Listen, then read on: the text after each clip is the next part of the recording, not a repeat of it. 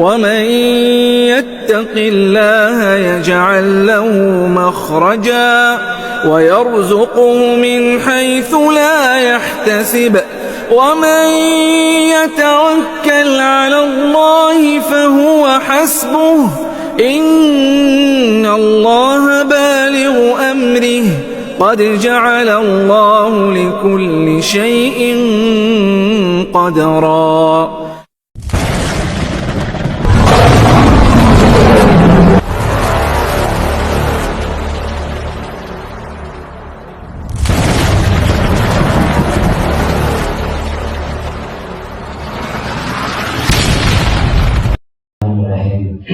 Assalamualaikum warahmatullahi wabarakatuh.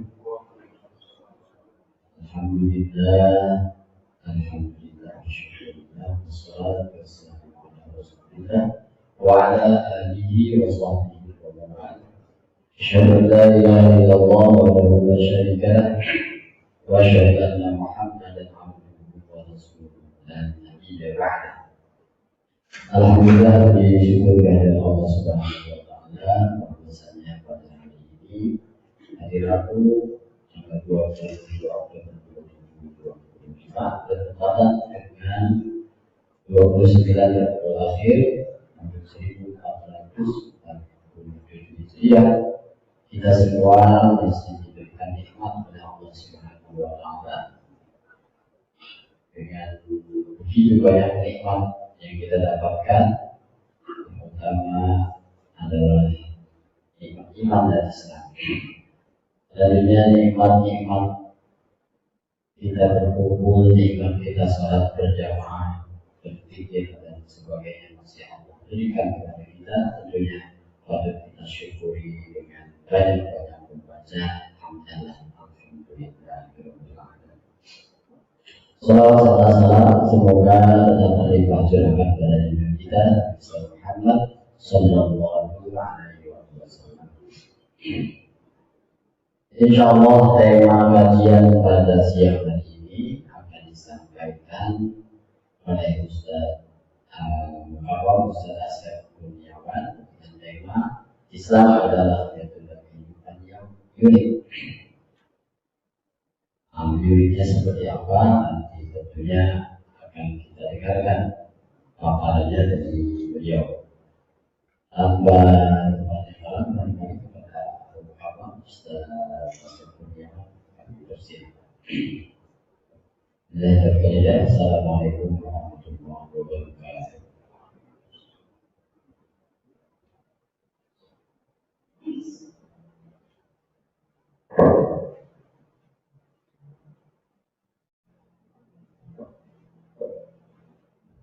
Ya, subhanallah. Bismillahirrahmanirrahim. Assalamualaikum warahmatullahi wabarakatuh.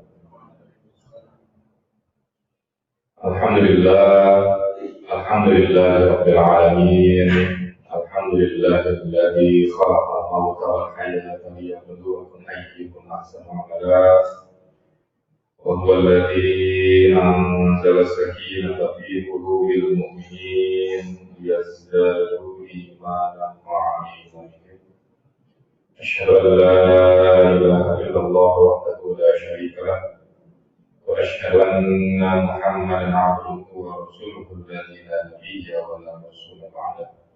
اللهم صل على سيدنا محمد وعلى آله وأصحابه أجمعين ومن دعا بدعوته والتزم بطريقته وترسم خطاه وجعل العقيدة الإسلامية أساسا لفكرته والأحكام الشرعية مقياسا لأعماله ومصدر أحكامه. قال الله تعالى في كتابه الكريم وهو أصدق القائلين: أعوذ بالله من الشيطان الرجيم. يا أيها الذين آمنوا اتقوا الله حق تقاته ولا تموتن إلا وأنتم مسلمون. وقال أيضا: اليوم أكملت لكم دينكم وأتممت عليكم نعمتي ورضيت لكم الإسلام دينا. الآية صدق الله العظيم bapak-bapak dan ibu-ibu jamaah sholat zuhur Masjid Al-Fitrul Mukminin yang saya hormati, dan mudah-mudahan senantiasa dicintai, dirahmati dan dimuliakan oleh Allah Subhanahu wa taala. Alhamdulillah pada siang hari ini kita masih diberikan kesempatan oleh Allah Subhanahu wa taala untuk dapat berkumpul di masjid ini, berkumpul di tempat yang insya Allah dimuliakan dan diberkahi ini. Tidak lain dan tidak bukan semata-mata dalam rangka untuk melaksanakan perintah-perintah Allah Subhanahu wa taala, baik itu yang hukumnya wajib atau fardu maupun yang hukumnya sunnah. Alhamdulillah tadi barusan kita sudah sama-sama melaksanakan sholat zuhur berjamaah, diiringi dengan rawatibnya, kemudian zikirnya dan seterusnya. Dan alhamdulillah saat ini kita akan lanjutkan agenda kita, yaitu kegiatan kajian yang alhamdulillah masih istiqomah setiap Rabu pada zuhur. Dan hari ini sebagaimana sudah kita ketahui bersama adalah hari santri, di mana hari santri ini merupakan bentuk peringatan momentum bagaimana kemudian dulu Abdul Syekh Hasyim Asy'ari menggelorakan resolusi jihad untuk kemudian mengusir para penjajah, untuk betul-betul membebaskan Indonesia dari agresi militer Belanda. Dan mudah-mudahan semangatnya juga masih kita miliki, semangatnya juga masih kita ikuti, bagaimana kegigihan dan perjuangan para pahlawan kita waktu itu. Para santri, para ulama, para kiai itu mereka luar biasa mengorbankan harta, pikiran, tenaga, waktu, bahkan nyawa mereka untuk bisa membebaskan negeri dari penjajahan.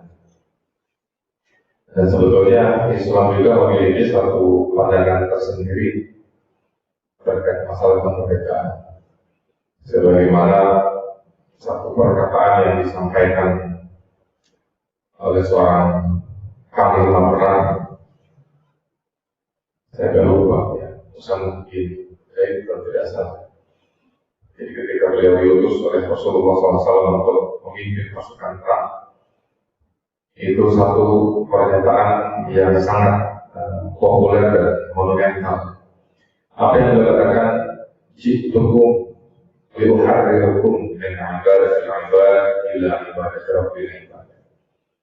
Jadi kata beliau, "Jitukum, aku datang kepada kalian liuharrirukum, untuk apa? Untuk membebaskan kalian, untuk memerdekakan kalian." Jadi dulu kaum muslimin, generasi para sahabat dan seterusnya, ketika melakukan futuhat, melakukan pembebasan atau pembukaan negeri-negeri yang belum tersentuh oleh Islam, itu spiritnya adalah pembebasan, spiritnya adalah futuhat, dari kata fatah artinya membuka. Jadi bukan menaklukkan kemudian menjajah, tidak. Itu pasukan Islam itu datang untuk membuka dan mencerdaskan, mengedukasi, mendakwahi orang-orang yang belum mengenal Islam. Makanya disebut dengan futuhat, pembebasan. Jadi jitukum liwaharirukum, untuk membebaskan kalian min ibadah dan ibadah, dari penghambaan kepada manusia, ila ibadah rabbil ibad, kepada penghambaan terhadap Rabbnya atau Tuhannya manusia. Jadi kenapa kemudian dulu para santri itu begitu semangat luar biasa? Karena apa? Terjadi perbudakan. Kaum-kaum pribumi itu ditindas, dijajah, kemudian dianiaya, diperbudak oleh siapa? Oleh para penjajah. Sehingga kemudian dengan spirit Islam, para ulama, para kiai, para santri ketika itu kemudian mengeluarkan spirit resolusi jihad, yang kemudian beberapa tahun kebelakang sudah ditetapkan sebagai hari santri. Dan saya juga membaca ada hal yang menarik. Jadi Allah Ta'ala memang benar atau cocokologi. Jadi ada makna filosofi santri. Jadi kalau kita tulis santri itu terdiri dari beberapa huruf, sin, ada nun, ada ta, ada roh, ada iya. Apa maksudnya? Di sini ada yang dijelaskan sin mewakili apa? Mewakili salikun ilal akhir. Itu orang-orang yang menempuh perjalanan menuju ke akhirat. Ya, kita semua sadar tidak sadar, suka tidak suka, pasti akan menuju ke alam akhirat. Kemudian naibun anil masyayikh, para santri adalah wakil dari para syekh, para ulama, para alim, para orang-orang berilmu. Sehingga tentunya para santri juga harus memiliki ilmu yang mendalam. Kemudian tarikun anil ma'asi, santri adalah orang-orang yang meninggalkan kemaksiatan. Jadi berbagai kemaksiatan yang harusnya santri terjaga dari. Kemudian rohibun fil khairat, mereka adalah orang-orang yang mencintai dan melakukan kebaikan. Jadi hal-hal yang baik yang dicintai diikuti dilakukan, sementara hal-hal yang buruk yang tidak sesuai dengan ajaran Islam maka ditinggalkan. Kemudian dia yarjus salamata fid din wal dunya wal akhirah.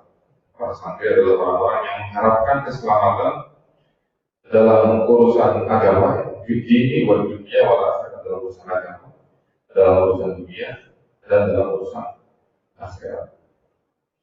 Nah, sehingga tentu kalau kita mau menjadi santri yang baik, gitu kan, santri yang ideal harus mengenal apa itu kemudian panduan atau pedoman yang harus dijalankan oleh seorang muslim. Maka kemudian diizinkan oleh Fakir pada siang hari ini membawakan materi yang judulnya adalah Islam adalah metode kehidupan yang unik. Jadi materi ini saya ambil dari satu kitab, judulnya adalah Al-Fiqhul Islami bab pertama. Ini kitab ini ditulis oleh Syekh Muhammad Ismail rahimahullah ta'ala. Baik, saya bacakan ya.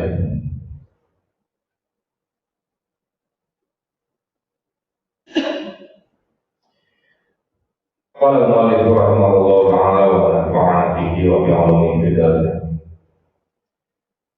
Al-Islamu thariqatun mu'ayyanatun fil 'aish. Jadi beliau memberikan judul untuk bab pertama ini adalah Al-Islamu thariqatun mu'ayyanatun. Islam adalah thariqah atau jalan atau metode yang khas dan fil 'aish, dalam kehidupan.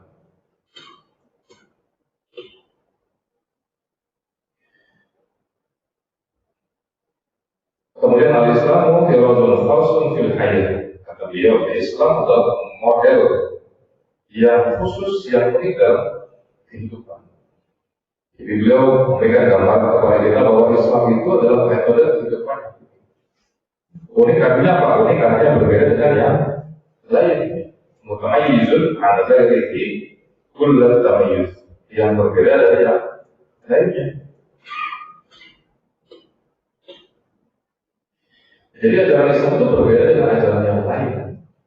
Walaupun mungkin kita melihat penampakannya sama, tapi sejatinya berbeda. Saya kasih contoh sebagai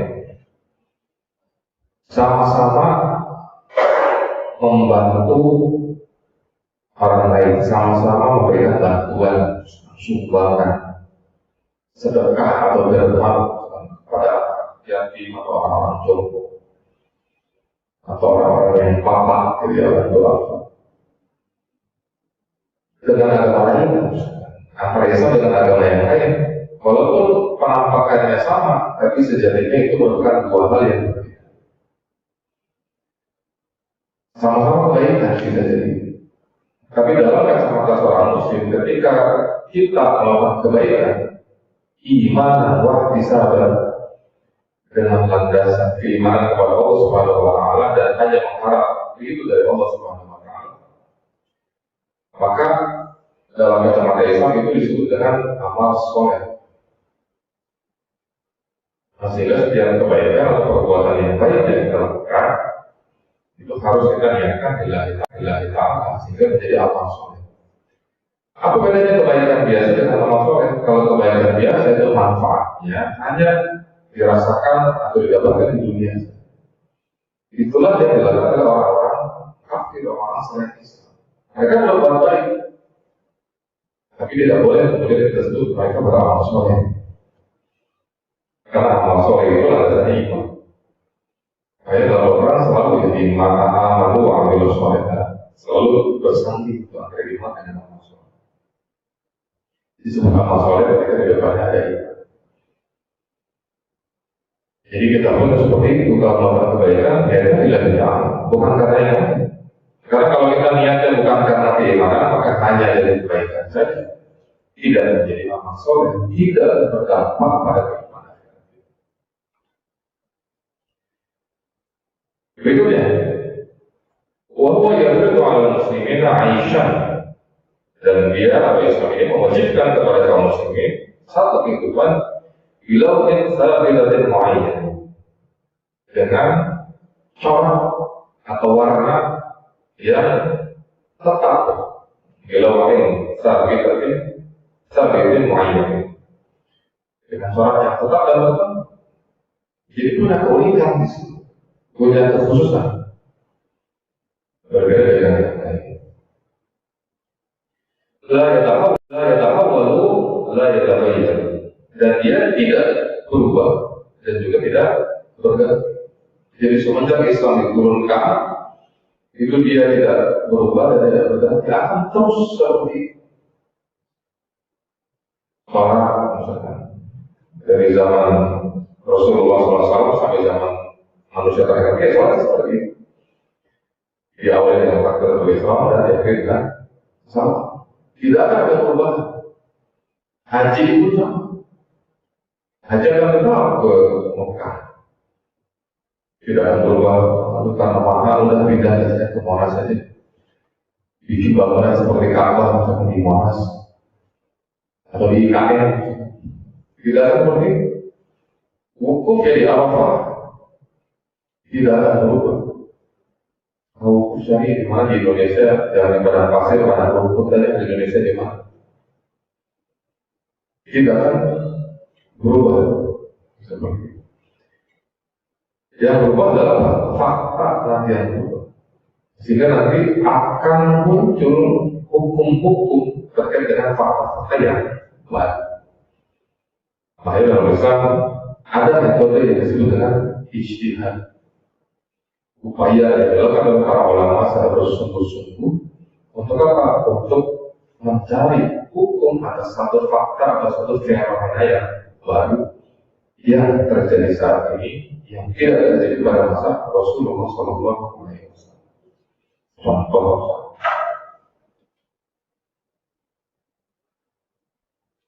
zaman dulu nggak ada all shop, belanja online zaman Rasul. Zaman sekarang, ya belanja online, rambah bagaimana-mana. Bahkan harus hati-hati. Di masjid itu kan tidak boleh kita bertransaksi. Harapnya kita bertransaksi di dalam masjid. Tapi bisa jadi, karena saking praktisnya, karena kita kemana-mana bawa handphone, tanpa terasa, kemudian kita bertransaksi di dalam masjid. Kalau dulu kan nggak mungkin masa orang jualan di dalam masjid. Masa barang dagangan digelar di dalam masjid kan nggak mungkin. Sehingga kayaknya nggak mungkin transaksi di dalam masjid. Nah sekarang misalnya kita tidak bisa bertransaksi langsung lewat handphone, buka aplikasi online shop, kemudian kita bertransaksi sambil komat saja. Padahal bisa melarang. Terus gimana caranya? Itu keluar dulu, keluar dari ruang masjid, kemudian silakan bertransaksi di luar. Enggak, saya nggak bayar, nggak transaksi jual beli, saya bayar token listrik sama aja. Beli token sama aja, berarti sampai transaksi. Jadi tidak akan berubah, hanya memang fakta kehidupan manusia yang terus berkembang, mengikuti perkembangan zaman yang itu nanti membutuhkan ulama-ulama yang kemudian memiliki kemampuan untuk membantu. Kemudian ويتم عليه التقيد بهذا الإرادة الخاصة dan mewajibkan mereka terikat dengan model khusus. Jadi Islam itu menurunkan aturan, Allah menurunkan aturan, Allah juga mengutus Rasulullah SAW sebagai role model. Itu bukan cuma dijadikan sebagai bacaan.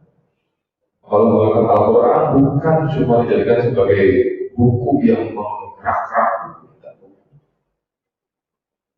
tapi untuk apa?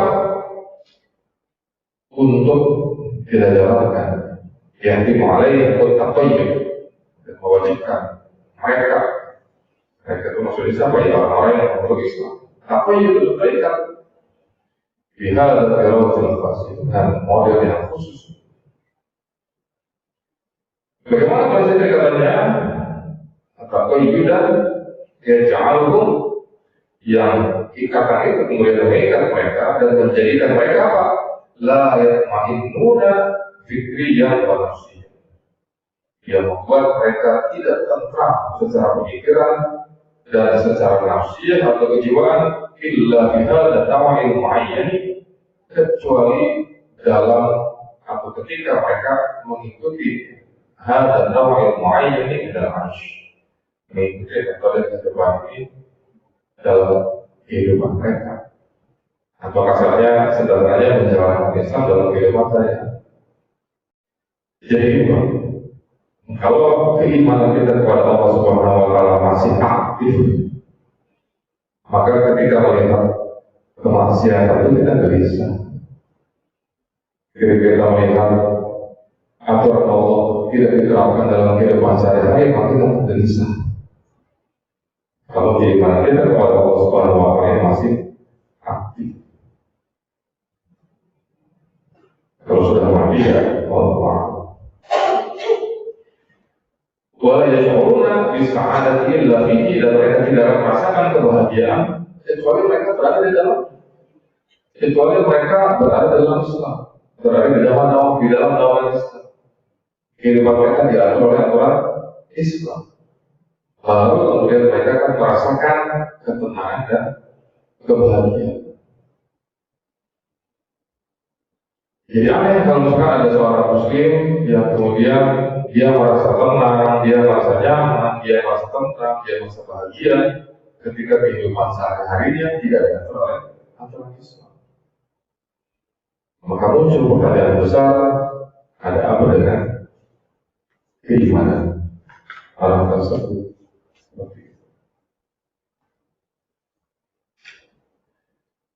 Nah, berikutnya ini juga yang memang harus kita pahami dan yakini betul ya. Jalan Islam majmu'atan mafahim wa 'ala al-hayat. Jadi Islam itu datang dengan apa? Majmu'atan mafahim, dalam bentuk pemahaman atau sekumpulan pemahaman, sekumpulan konsep tentang kehidupan. Jadi ketika Allah Subhanahu wa Ta'ala menciptakan manusia, Allah Subhanahu wa Ta'ala kemudian menciptakan dunia ini sebagai sarana-prasarana kebutuhan manusia, maka Allah juga menurunkan aturan-aturan konsep kehidupan. Untuk apa? Untuk dijalankan manusia, digunakan manusia untuk mengatur kehidupan mereka. Bagaimana mereka berinteraksi dengan alam, bagaimana mereka berinteraksi dengan dirinya atau dengan sesamanya dan seterusnya.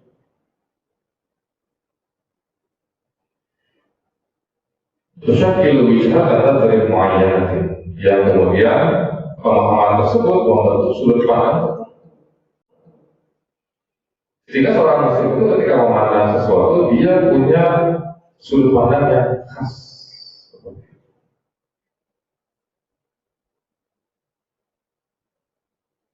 Contohnya, bagaimana pandangan Bapak Ibu sekalian ketika misalkan ada rencana kebijakan menarik pajak bagi judi online?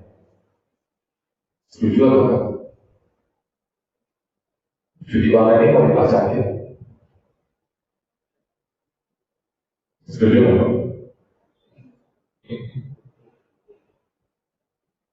Setuju Pak? bisnis studi online ini mau dipajakin setinggi-tingginya. Karena perputaran uangnya sangat tinggi, puluhan triliun perputaran.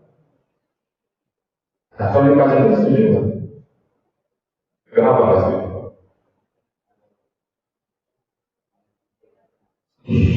Nilainya besar, lumayan, bisa pakai buat bangun jalan, bisa dipakai buat bangun rumah sakit, bisa dipakai buat sarana pendidikan sekolah gratis.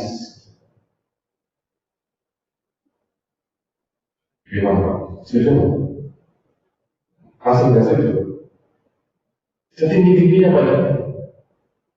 Tidak pendapatan negara besar. Kenapa nggak setuju? Ya karena haram. Judi itu bisa haramkan. Dan karena itu betul, kalau kita setuju dengan kebijakan tadi, soal-soal ketika menjadi judi, apa ya judi itu ya, merupakan bisnis yang legal, yang halal.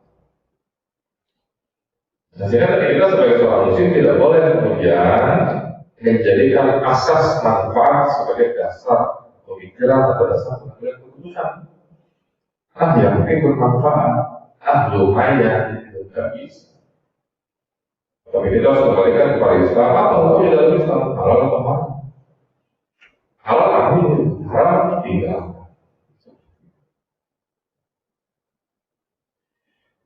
Kemudian wajah akhir khututin aridatin, dan bisa juga datang dalam bentuk apa? Khututin aridat, dalam bentuk garis-garis besar. Yang inilah kemudian nantinya akan dimanfaatkan oleh para ulama untuk apa? Untuk melakukan istinbat hukum, pemberian hukum. Kalau sekarang ada fakta-fakta yang baru, yang dulu pada masa Rasul tidak terjadi, maka para ulama menggunakan ini garis-garis besar itu untuk apa? Untuk dijadikan sebagai sandaran. Air ma'ani ma'amatin, atau makna-makna sifatnya umum. Makanya dalam Al-Quran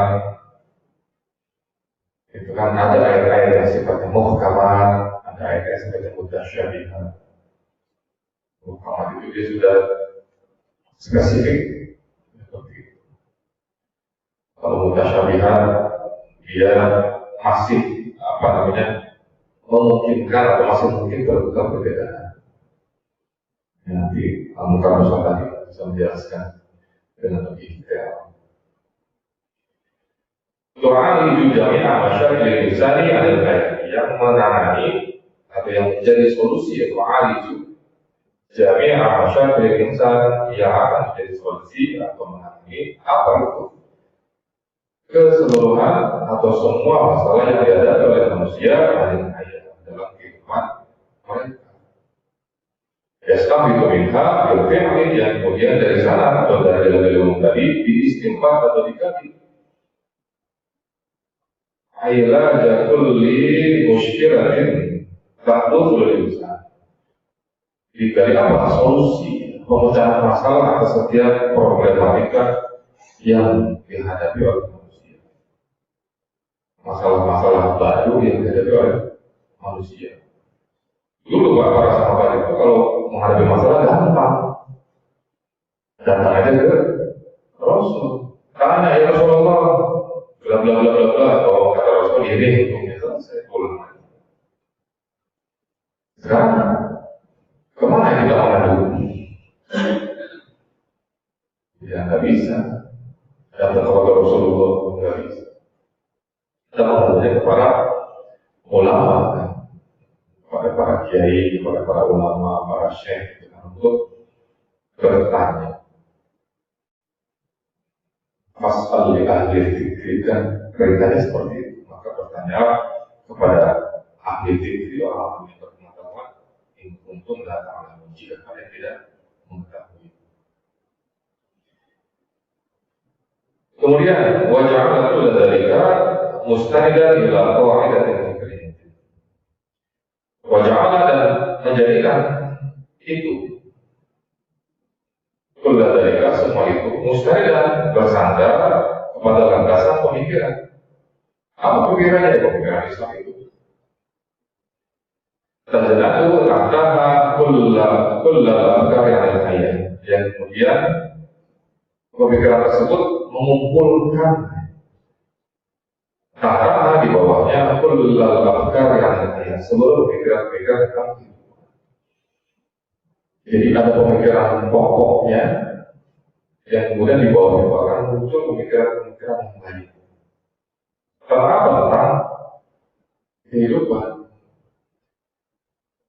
Waktu itu kiasan, dan pemikiran-pemikiran tersebut dijadikan sebagai standar kias. Kita harus punya kiasul amal, standar perbuatan. Apa standar perbuatan kita?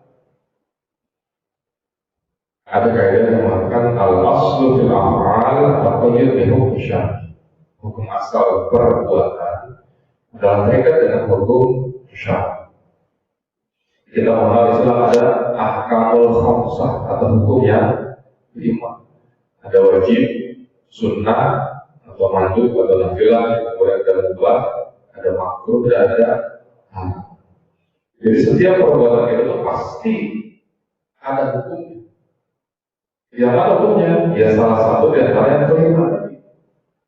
Setiap perbuatan kita lakukan, kalau nggak wajib, ya sunnah. Kalau nggak wajib atau sunnah, ya mubah. Kalau nggak wajib atau sunnah atau mubah, ya makruh. Kalau nggak wajib sunnah mubah makruh, ya coba sebutkan apa perbuatan yang kita lakukan tidak ada hukumnya dalam Islam. Kira-kira kita bisa menemukan perbuatan apa yang tidak ada hukumnya dalam Islam? Ada apa? Semuanya ada. Tidur, apa hukumnya tidur? Apa hukumnya tidur? Sunnah atau sunnah itu ketika dikerjakan dapat pahala, ketika ditinggalkan ya tidak apa-apa atau rugi karena ada kelamaan. Itu aja. Tak dapat pahala sunnah. Ya, hukum asal itu adalah ubah, boleh tidur. Tapi kalau tidurnya kita ikatkan pada satu amal, maka bisa jadi akan melakukan pahala itu. Contoh misalkan tidur lebih awal, biar apa? Biar bisa bangun malam, biar bisa sholat tahajud. Maka tidur awal kita, kalau kita niatkan, kita ikatkan dengan tahajud, maka sholat tidur kita akan melakukan pahala sunnah. Atau tidur kita, sholat kita ikatkan pada aktivitas yang wajib apa? Bagi laki-laki, bekerja itu punya wajib. Nah, saya mau tidur lebih awal, biar besok bekerja saya bisa lebih fit, lebih fresh, lebih fokus. Maka tidur kita, kalau kita sandarkan pada amal, apa namanya, amalan wajib, maka sholat akan mendapatkan pahala wajib. Atau misalkan seorang guru, seorang kiai, seorang ustaz, tidur dulu sebelum saya ngajar sekali, istirahat dulu setengah jam yang lainnya. Kenapa? Karena nanti sore mau ngajar apa, kitab tafsir atau kitab yang lain. Maka ketika tidurnya diniatkan agar nanti ngajarnya nggak ngantuk, sementara ngajar itu dakwah menyampaikan ilmu yang wajib, maka tidurnya bisa jadi mendapatkan pahala. Wah,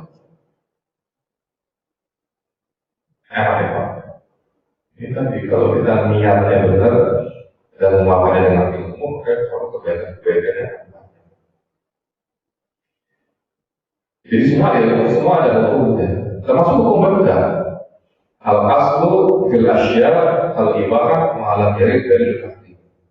Hukum asal dari benda itu adalah mubah atau boleh ma'alam yarid dari tahrim, selama tidak ada dalil yang mengharamkan.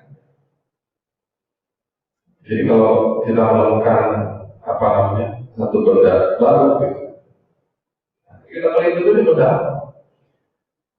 Ada nggak unsur-unsur keharaman di dalamnya? Kalau tidak ada, ya berarti hukumnya ubah. Karena di dunia ini sedikit Pak, benda-benda terlantar yang diharapkan secara zat. Cuma alkohol, khamar, kemudian apa lagi? Bangkai, apalagi daging babi, kemudian daging anjing, kemudian apa lagi? Ada beberapa hewan lain yang kemudian itu merupakan asli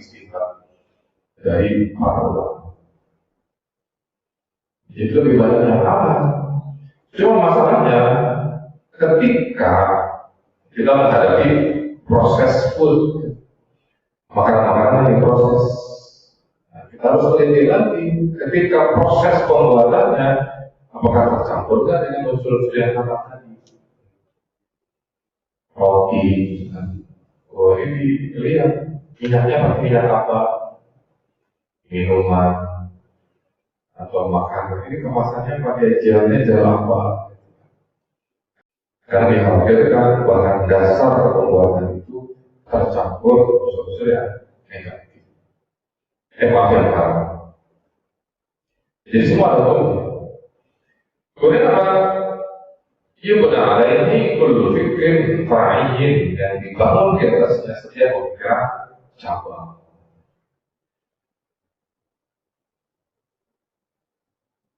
Kama ja'alna kama min mu'adatin wa afkarin wa arahin, sebagaimana ja'alna kama yang menjadikan hukum-hukum tersebut ya min mu'adatin berupa solusi wa afkarin atau pemikiran wa arahin atau pendapat-pendapat atau pandangan-pandangan.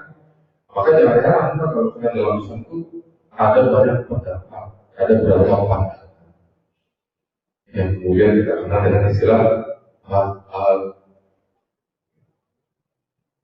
jangan heran, karena memang seperti itu.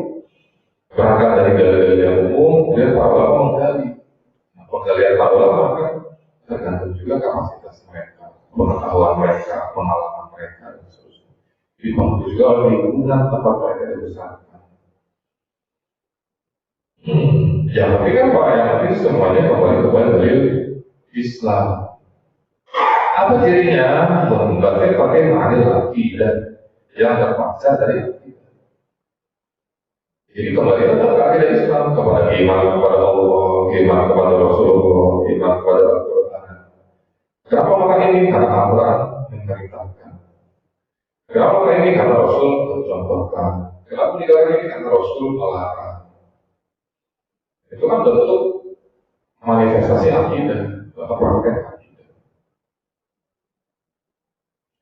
Kemudian mustambatin kita betul dilakukan yang istimewa dari garis-garis besar tersebut dan di hal-hal yang umum, kemudian dari para ulama itu di istimewa juga.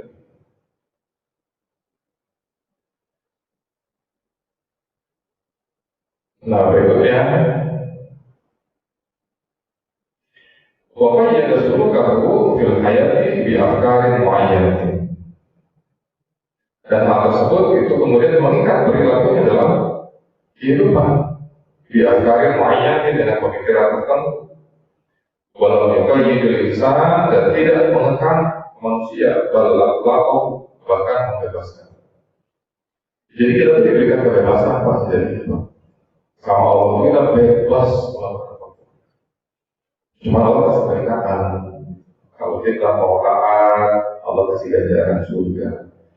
Kalau kita bermaksiat, Allah kasih ganjaran neraka. Silakan. Kita mau taat maka, mau maksiat juga maka. Cuma Allah sudah kasih tahu nanti di akhirnya kan seperti ini. Nasib orang-orang yang taat, ya seperti ini. Nasib orang-orang yang maksiat seperti itu. Baca nadratul muslimi lil hayati dunya nadratan al-uha basma. Maka telah datang pandangan kaum muslimin kepada kehidupan dunia ini. Jadi sikap kita seperti apa? Ada terletak al-uha dengan pandangan yang penuh dengan optimisme. Kemudian wadah terletak takdirilah kita terlihat dengan pandangan yang sesuai dengan kadarnya. Jadi kita bertakwa kepada Allah, kita memenuhi perintah Allah ya sesuai dengan kemampuan kita. Tapi sesuai kemampuan itu tetap jadi aqsa dengan kemampuan yang paling tinggi, bukan dengan ala kadarnya atau kemampuan minimalis ya. Tapi dengan kemampuan tertinggi. Min haitsu annaha yajibu an antunala wa min haitsu annaha laysat zawaj. Dari sisi bahwa hal tersebut harus diraih dan dia bukan merupakan tujuan akhir. Oleh itu antakun atau dan tidak lain dari tujuan akhir. Kenapa? Karena tujuan akhir dari apa yang kita lakukan itu cuma satu. Apa itu? Ridho Allah, keriduan Allah. Itu yang harus kita kejar. Sehingga tidak boleh kemudian atau jangan sampai kita menghalalkan segala cara itu mencapai tujuan itu. Mungkin tujuannya tidak sampai karena Allah tidak itu. Sehingga kemudian jadi akan nanti kita menjadi orang-orang yang merugi. Dan Islam merupakan aturan yang sempurna. Jadi jangan mengikau kita. Wajah akan Islami Tuhan di Islami umur al-Ba'in dan telah datang hukum-hukum Islam apa? Tuhan di Islami umur al-Ba'in urusan jual beli. Dituarin pada khasatin dengan cara atau metode atau kualitas yang khas. Kama Tuhan di umur sebagaimana Islam juga memberikan solusi atas perkara-perkara sholat. Jadi jangan sampai kemudian kita ketika belajar sholat detail gitu ya. Dari mulai kabar dari imam sampai ke salam semuanya diperhatikan. Tapi ketika bicara jual beli, kemudian tidak mau detail. Padahal Islam juga menurunkan aturan jual beli sebagaimana Islam menurunkan aturan sholat. Ada tafsiriyah atau rinciannya. Kemudian tu'aliju masyakil az-zawaji bi tariqatin khasatin kama tu'aliju umur zakat. Islam juga itu memberikan solusi atas masalah zawaj, pernikahan, berpasangan. Bi tariqatin khasatin dengan metode yang khas yang unik. Kama tu'aliju umur zakat, sebagaimana Islam juga menangani urusan zakat. Jadi kalau sudah kita kepala gimana zakat pertanian, gimana zakat perdagangan, gimana zakat harta. Tapi itu urusan pernikahan nggak detail. Bagaimana cara memilih pasangan? Harusnya detail juga. Kemudian, waktu bayi kaifiyata tamal ilmal dan menjelaskan tata cara memiliki harta, wa kaifiyatu infaqih dan tata cara untuk membelanjakannya, menginfakkannya. Dituarin yang khususnya dengan metode yang khas, kama tubayi itu masa ilakan sebagaimana menjelaskan masalah-masalah haji. Jadi jangan sampai itu ketika kita mau belajar fikih haji detail gitu ya. Tapi ketika bicara tentang bagaimana cara kita mendapatkan uang, mendapatkan maisha, mendapatkan penghasilan, kita nggak boleh. Yang penting dapat. Kalau dapat berarti rezeki dari Allah. Kalau rezeki dari Allah itu tidak sesimpel itu. Karena apapun yang kita dapatkan, mau halal ataupun haram, itu rezeki buat kita. Tapi cara mendapatkannya itu yang akan dihisab oleh Allah Subhanahu wa Ta'ala. Kalau caranya halal, Allah akan kasih pahala. Kalau caranya haram, itu akan murka. Ya. Ini baru setengah, tapi karena sudah jam 1 kurang ya, biar kita bisa diskusi, saya cukupkan dulu penjelasan orang kali ini. Saya kembalikan lagi kepada Ustaz tadi, maka kalau ada hal-hal yang mau ditanyakan, konfirmasi atau didiskusikan. Sebenarnya, alhamdulillah tema yang menarik ini sudah disampaikan. Silakan kepada para jemaah baik ibu atau orang-orang yang menanyakan tentang metode kehidupan Islam yang unik. Silakan. Assalamualaikum.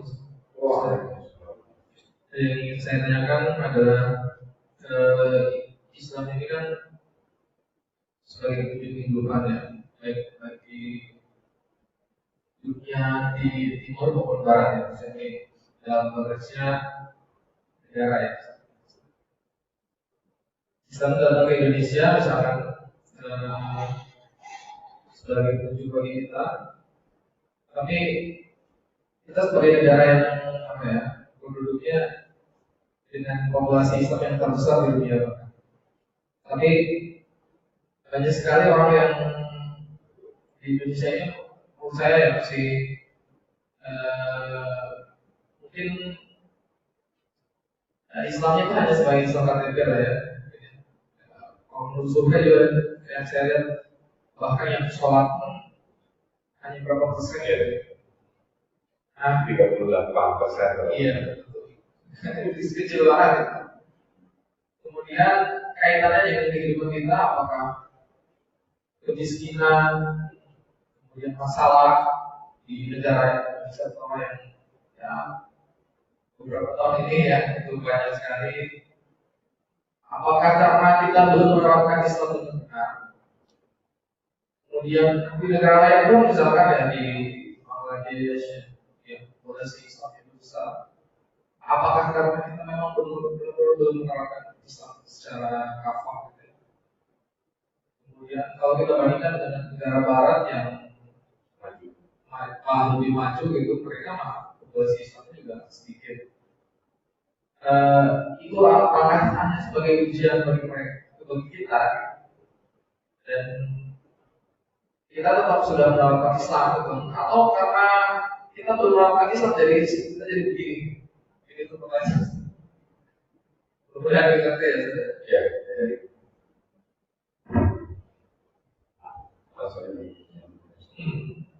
Baik, terima kasih atas pertanyaan Pak Eko. Apakah kemudian ketika kita saat ini menghadapi kondisi yang seperti ini, kesulitan gitu ya, itu apakah karena memang belum menerapkan Islam? Nah, saya jawab dengan menggunakan atau dengan mengutip ayat yang memang sering saya bacakan juga kalau khutbah Jumat. Jadi Allah berfirman, "A'udzubillahi minasyaitonir rajim, wa man a'rada 'an dzikri fa inna lahu ma'isyatan dhanka." Ini kan firman Allah Subhanahu wa taala, "Wa man a'rada 'an dzikri", barang siapa yang berpaling dari ingatku, betul. Nah, ini juga ya saya ingin kita semua memperluas memperluas spektrum zikir. Jadi kadang-kadang zikir itu dipersempit hanya sebatas apa yang perlu diucapkan secara lisan. Padahal zikir itu termasuk kita beramal, berperilaku sesuai dengan syariat, itu zikir. Yang menawar dalam zikir berhasil yang berpaling dari mengingatku, kata Allah, fa'inna lahu ma'isyatan dhanka, maka baginya dalam kehidupan yang sempit, maksudnya di dunia. Dan nanti di akhirat Allah berkumpulkan mereka, wa syuruhu yawmal qiyamati dan nanti di hari kiamat Allah berkumpulkan mereka dalam keadaan yang buta, seperti itu. Jadi yang pertama, jadi kenapa kita bisa menghadapi kehidupan yang seperti sekarang? Apakah karena belum belajar Islam? Ya, itu jawab. Mungkin akan ada yang membantah. Tapi kan kita banyak pesantren, banyak masjid, banyak santri, banyak sekolah Islam terpadu, dan secara populasi 80% Muslim. Seperti itu. Nah, saya ingin coba gambarkan. Jadi, tidak mudah ya. Kita bagi misalkan Islam ada 3 dimensi. Ada dimensi 1, ada dimensi 2, ada dimensi 3. Dimensi 1 adalah Islam atau ajaran Islam yang menggambarkan atau memberikan ajaran tentang hubungan antara manusia dan Allah Subhanahu wa taala. Apa bentuknya? Akidah wa ibadah. Itu juga dalam keyakinan dan ibadah yang sifatnya ritual. Beriman kepada Allah, kemudian ibadah ritual seperti apa, sholat, haji, saum, dan seterusnya. Itu insya Allah masih banyak kalau dari saya juga lupa baca di mana 38% umat Islam Indonesia yang sholat. yang sholatnya disiplin gitu ya, masih 5 waktu. Sisanya udah ya mungkin mendapatkan diskon dengan 3 waktu atau beberapa waktu, bahkan mungkin ada yang sama sekali tidak pernah sholat. Nah kemudian ada dimensi 2, hubungan antara manusia dengan dirinya. Apa bentuknya? Bentuknya adalah film maklumat dalam hal makanan dan minuman, wal maluzat dalam hal pakaian, wal akhlak dalam hal akhlak yang perilaku kita. Jadi urusan makanan, urusan minuman, pakaian ya masih banyak yang menjaga. Makanya sebenarnya juga ibu-ibu atau akhwat yang keluar rumah menutup aurat.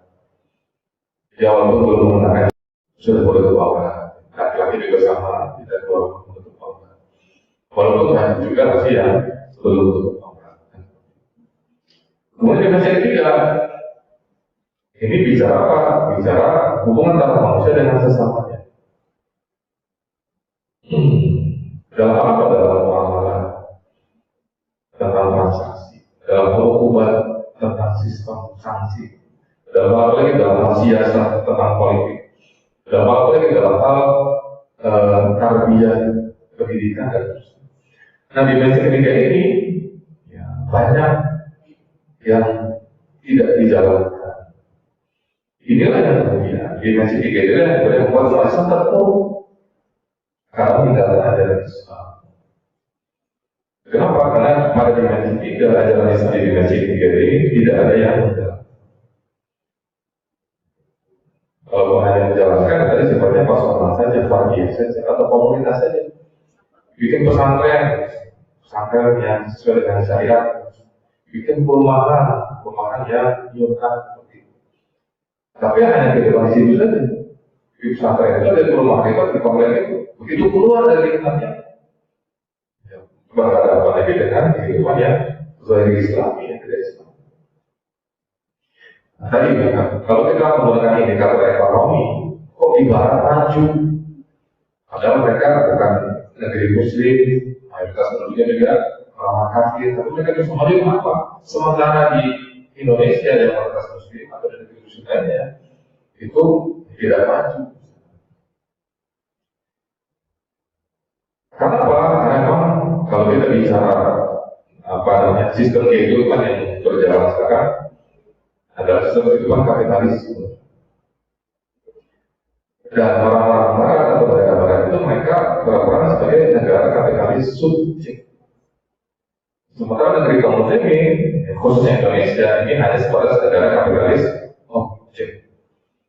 Makanya Indonesia kaya minyak, kaya batu bara, kaya sawit, kaya laut, kaya yang lainnya. Tapi kalau kita lihat yang ancak di sana benderanya bendera mana? Bendera Indonesia kan atau bendera asing dan asing? Yang ternyata kan banyak bendera luar yang menguasai tambang emas, tambang nikel. Karena sehingga apa? Kekayaan yang ada di negeri ini kemudian dikeruk, dihisap, disedot, diangkut ke luar. Sehingga negara-negara luar tadi, walaupun mayoritasnya orang-orang kafir, non-muslim, tapi karena mereka mengambil kekayaan dari negeri muslim, dan mereka mampu secara ekonomi. Dan negeri muslim yang hanya menjadi negara kapitalis objek, yang tadi hanya menjadi korban saja, bahwa diambil ke luar negeri, diolah di sana, kemudian produk jadinya dikembalikan ke Indonesia lagi. Indonesia hanya menjadi market atau giant market, pasar yang sangat besar. Kenapa seperti itu? Karena hanya menjadi objek. Padahal Allah sudah berfirman, "Wa yaj'alullahu lil kafirin 'alal mu'minina sabila." Dan sekali-kali Allah tidak akan pernah memberikan jalan kepada orang kafir untuk menguasai orang-orang mukmin. Maka Allah lil kafirin 'alal mu'minina sabila. Allah tidak akan berikan jalan. Kenapa? Karena Allah sudah memagari barisannya dengan berbagai syariat. Cuma masalahnya, pagar-pagar yang Allah berikan ini tidak mau dipakai sama umat Islam. Kalau ditinggalkan sama umat Islam, sehingga apa ya? Kejadian seperti ini. Kita tidak boleh seperti buah di tengah laut. Banyak tapi tidak memberikan apa-apa, tidak berdampak apa-apa. Berbeda saja dengan dulu zaman Rasul, zaman para sahabat, zaman para tabi'in. Mereka masih mengganggu adalah Islam. Seperti semua dimensi jalan, dimensi satu berjalan, dimensi dua berjalan, dimensi tiga berjalan. Ketika Rasul mendirikan daulah Islam di Madinah, sehingga apa? Sehingga dimensi tiga itu bisa diterapkan dalam bentuk kebijakan. Kemudian dilanjutkan oleh para khulafaur rasyidin dan para khalifah setelah, sehingga urusan politik, ekonomi, hukum itu semuanya diterapkan dalam kebijakan negara. Sehingga kuatlah belasan ketika itu musuh-musuh takut kepada Islam. Mereka segan. Sekarang mereka sebaliknya. Makanya dulu Rasul sudah mengatakan al-imam junnatun. Imam, pemimpin, penguasa dalam junnah. Junnah itu perisai yang melindungi kaum muslimin. Nah sekarang junnah itu tidak, perisai tidak, sehingga umat Islam dengan mudah diserang, dicabik-cabik. Palestina sampai sekarang belum merdeka. Jadi jangan tetap berkali-kali dikhianati. Kita oleh legislasi Tusten buat negara. Ini kan logika manusia yang normal nggak akan bisa menerima. Tusten itu. Coba kita bayangkan dulu Belanda masuk Indonesia, Pak.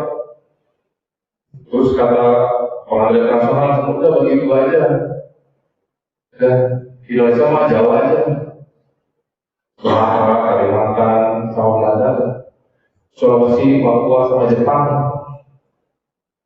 Kira-kira kita bisa menerima solusi seperti itu. Akal sehat tidak boleh menerima. Orang datang menjajah kembali dikasih tempat. Harusnya diusir. Nah, itulah kondisi kita saat ini ketika dia ada memiliki junnah atau perisai yang kita memiliki. Oh, Bapak. Terima kasih.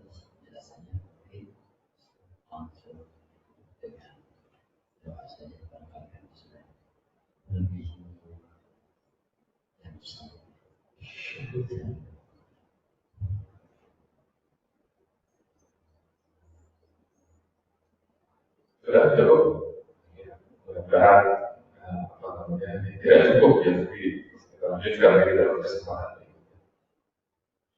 Jadi Bapak Ibu sekalian, mari kita sejenak menundukkan kepala kita memohon kepada Allah Subhanahu Wa Taala agar apa yang kita lakukan pada siang hari ini masalah seperti yang sore dalam beri batasnya sehingga akan mempertimbangkan kebaikan kita di akhir. Kita juga mohon kepada Allah Subhanahu Wa Taala agar kita senantiasa dijaga oleh Allah Subhanahu Wa Taala dari berbagai fitnah, diistiqomahkan oleh Allah Subhanahu Wa Taala di jalan Islam ini sehingga kita semuanya akan berakhir dalam keadaan yang husnul khatimah. Amin. أعوذ بالله من الشيطان الرجيم بسم الله الرحمن الرحيم اللهم صل وسلم وبارك على سيدنا وحبيبنا وشفيعنا وكريمنا وذكرنا ومولانا محمد اللهم صل وسلم وبارك عليه الحمد لله رب العالمين حمدا شاكرين حمدا ناعمين حمدا يوافي نعمه ويكافي مزيده يا ربنا الحمد كما ينبغي لجلال وجهك الكريم وعظيم سلطانك اللهم أرنا الحق حقا وارزقنا اتباعه وأرنا الباطل باطلا وارزقنا اجتنابه اللهم إنا نسألك رضاك والجنة ونعوذ بك من سخطك والنار اللهم إنا نسألك سلامة في الدين وعافية في الجسد وزيادة في العقل وبركة في الرزق وتوبة قبل الموت ورحمة عند الموت ومغفرة بعد الموت اللهم هون علينا في شجرة الموت والنجاة من النار والعفو عند الحساب ربنا اغفر لنا ذنوبنا ولوالدينا وارحمهما كما ربيانا صغارا ربنا هب لنا من أزواجنا وذرياتنا قرة أعين واجعلنا للمتقين إماما واجعلنا للمتقين إماما واجعلنا للمتقين إماما اللهم اهدنا الصراط المستقيم صراط الذين أنعمت عليهم من النبيين والصديقين والشهداء والصالحين غير المغضوب عليهم ولا الضالين. ربنا آتنا في الدنيا حسنة وفي الآخرة حسنة وقنا عذاب النار. وصلى الله على سيدنا محمد النبي الأمي وعلى آله وصحبه وسلم. سبحان ربك رب العزة عما يصفون وسلام على المرسلين والحمد لله رب العالمين. ببركة أم القرآن الفاتحة.